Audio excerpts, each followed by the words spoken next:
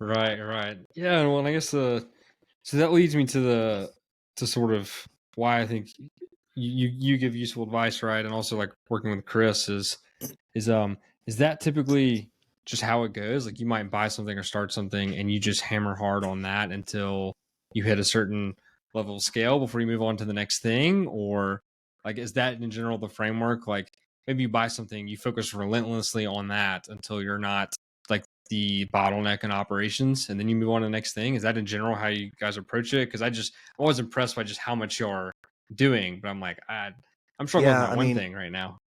yeah, I mean, again, it's social media, so we're like posting our wins and not Well, sure, sure, necessarily sure, sure. all of our fails, but it's a resource question.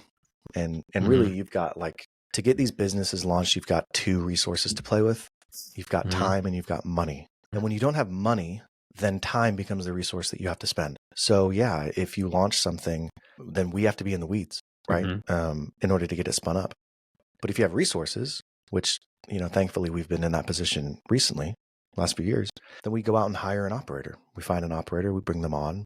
It still takes time and energy to get it spun up, but we're now partnering with somebody who's putting their time and sweat equity into growing that business. So yeah, in the early days when we started new stuff, of course it was us. It was all of our time, energy, it's everything we put into it. But as we've gotten more resources to play with, and it doesn't require us to be the operator day to day, now we shift to finding partners to bring in to actually run those businesses. Gotcha. Gotcha. Yeah. So we're just probably not quite at that inflection point yet. It's like we're trying to get there, but it's probably like, yeah, no, just focus relentlessly on what I'm doing day to day. And like, because again, it's like what Matzner said, like reducing that into the smallest box per week Yeah. possible without degrading your quality. And And then said a different way, I said this to Sam Thompson when I met with him. Mhm, You may be looking for someone to replace you, right? Like, mhm, oh, I need to find another me.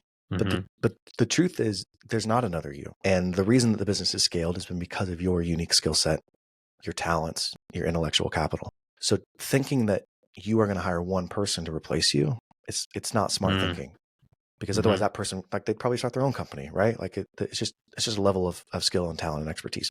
So I would think about it again in the way that John's thinking about it, right? Is like identifying what parts of your job you can outsource, what things you can get off of your plate to free you up enough to generate the revenue in those other areas that then allows you to hire somebody to eventually take the things off of your plate that you're currently doing. So yeah, I would compartmentalize it because you're not going to find one person to replace you. You're probably going to hire one person to do a specific area of tasks and then somebody else and then somebody else. And then eventually you've got 2 or 3 people who have taken those tasks off of you and are specializing. So now you're able to scale more and you're just in a better position to grow. Gotcha. Gotcha. Yeah. Interesting. Yeah, I guess I hadn't thought about like hiring multiple people to replace the outputs because I guess I just always maybe maybe that was a bad assumption by me is that somebody would just do everything that I'm doing, right? But it's like okay, maybe it's like maybe you specialize 3 people to do really excellent work at these more siloed portions of our job because cash flow forecasting to me is different than P&L forecasting, Yeah. right? Because Yeah. we just do them in different ways, and so maybe you kind of I specialize heard like that. I heard this analogy recently that rung true with me. When you're starting your company, when it's a startup, it's like a basketball team. You're playing all 5 positions at that point. You're Yeah, the shooting guard, you're the point guard, you're the forward, you're the center. You're also the sure. coach, you're the GM, you're the owner. But as you grow and as revenue supports, well, now you're able to like, okay, I can hire a shooting guard. Or, oh, you know what? I'm definitely the best point guard, but I could hire a center to come and replace me. And then all of a sudden you're at the point where you're like, oh, I don't even need to run the floor anymore. I can just coach, right? So now I've got Mm-hmm. 5 people who are doing each of those roles really well. Now I'm coaching.